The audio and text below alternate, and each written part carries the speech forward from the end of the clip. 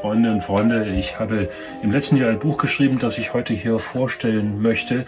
Es heißt Bedrohte Freiheit, Zeitzeugen gesucht, beschäftigt sich mit der Verletzlichkeit der Menschenwürde im Angesicht autoritärer Ideologien. Das Buch war unter anderem eine Reaktion auf einen Satz von Margot Friedländer, der im Jahr 2025 verstorbenen, mit 103 Jahren verstorbenen Holocaust-Überlebenden.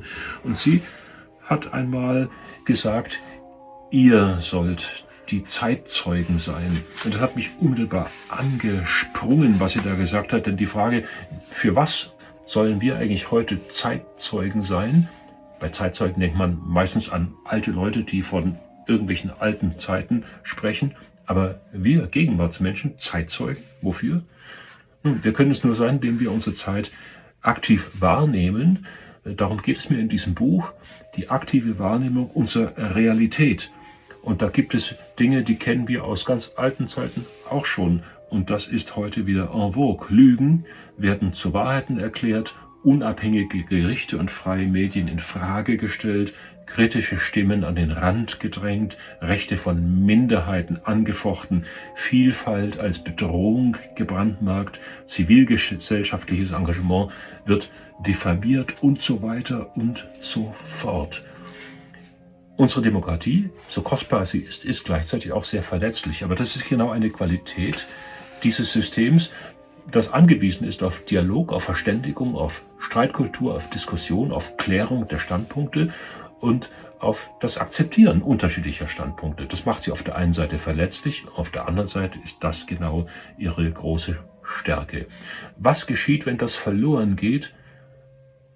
Das hat mich besonders beschäftigt im Blick auf das sogenannte Dritte Reich, auf die nationalsozialistische Herrschaft. Und da habe ich ein wenig auch Erinnerungen in meinem Herzen bewegt, die meine Mutter uns Kindern hinterlassen hat. Sie ist ja mittlerweile mit 94 Jahren verstorben und war 5 Jahre alt, als Adolf Hitler die Macht ergriff. Welche Erzählung hinterließ sie uns Kindern eigentlich? Insgesamt gar nicht so viel. Und doch fügte sich in den Jahren ihres Erzählens das eine zum anderen. Und ich möchte aus dem Vorwort des Buches hier einiges über ihr Leben, das ich da hineingeschrieben habe, kurz einmal vortragen. Sie wurde geboren in Berlin 1928, wuchs auf in einer Mietwohnung. Ihre Kindheit fiel in eine Epoche, in der das Private und das Politische unlösbar miteinander verbunden waren. Die nationalsozialistische Herrschaft durchdringt früh den Alltag. In der Schule werden Spenden für das Winterhilfswerk eingefordert, Sammelbüchsen wandern von Hand zu Hand, der Eintopfsonntag wird vom Blockwart kontrolliert, die Fahne wird zum Kultobjekt, der Name Horst Wessel zum Synonym für Opferbereitschaft, im Geschichtsunterricht werden die Germanen verklärt, Frankreich ist der Erzfeind, der Einfluss des Bund deutscher Mädels führt dazu, dass etliche Mädchen den Religionsunterricht fernbleiben, im Winter diktiert Kohlemangel den Schichtunterricht. Die sogenannte Reichskristallnacht markiert das abrupte Ende jüdischen Lebens in Berlin. Und dann der Krieg. Stets spürbar, etwa wenn die Kesselschlacht von Stalingrad im Unterricht verfolgt wird. Die Kinderlandverschickung führt meine Mutter ins Sudetenland nach Mährisch-Trübau. Dort lebt sie privat mit einer Familie überzeugter Anhänger des Regimes, die dennoch fest in ihrer evangelischen Kirchengemeinde verwurzelt bleiben. Dort in Mährisch-Trübau begegnet sie vor allem Mitläufern, kaum solchen fanatischen Nationalsozialisten wie in Berlin. Juden mit dem gelben Stern sieht sie hier nicht. Ihr Schicksal bleibt für sie im Dunkeln. Und dann zum zweiten Mal Kinderlandverschickung, diesmal in einem Lager in Kärnten mit streng getaktetem Tagesprogramm. Morgenappell, Fahnenhissen, Hitlergruß, gemeinsames Singen, politischer Unterricht, Parolen, Feierstunden an NS-Gedenktagen mit Kriegsliedern und Spottversen auf Churchill, abendliche Rituale, Fahnenabsenkung, Hitlergruß, Zitate von Hitler und Goebbels.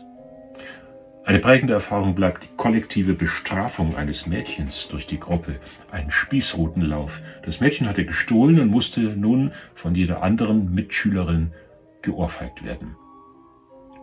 Nach dem Schulabschluss folgt das vorgeschriebene Haushaltsjahr, absolviert an mehreren Stationen in Berlin, in Görlitz, in Königsberg. der kriegsbedingt unvollendete Beginn einer Banklehre in Berlin, der Tod auf dem Schlachtfeld des Bruders in Frankreich, Tage und Nächte im Luftschutzkeller, dann die Angst vor der Roten Armee, die Nachkriegszeit, der Schwarzmarkt, der Hungerwinter 1946/47, das Überleben gehört zum Alltag. Und endlich, nach all dem, der klammheimlich vollzogene Schritt der inzwischen jungen Frau von Ostberlin in den Westen. Das Überleben war gelungen.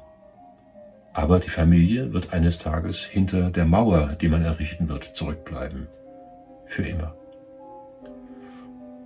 Das ist in wenigen Zügen skizziert einiges von dem letztlich Wesentlichen, das meine Mutter als Kind, als Heranwachsende, als Schülerin, als junge Frau mitbekommen und erlebt hatte, wovon sie uns Kindern erzählt hatte. Wir fanden das durchaus spannend und manchmal bat ich sie direkt, erzähl doch was vom Krieg.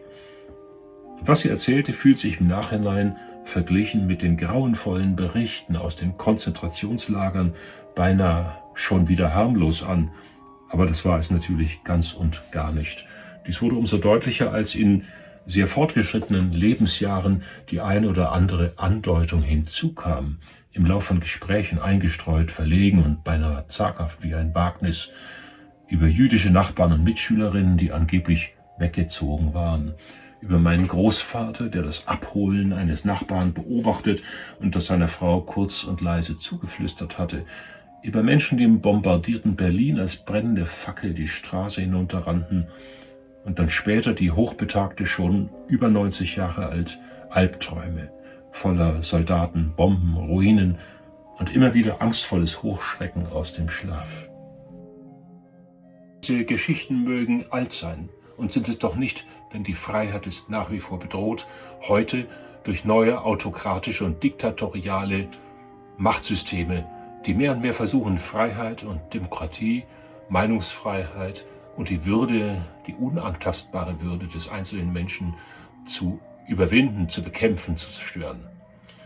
Dieses Buch geht den Mechanismen dieser Machtergreifung und Machterhaltung nach, indem es in einem ersten Kapitel auf die Zeit des Nationalsozialismus sieht und in einem zweiten Kapitel die Erkenntnisse daraus anwendet auf die Gegenwart und danach fragt, was können wir heute tun, um die bedrohte Freiheit zu schützen.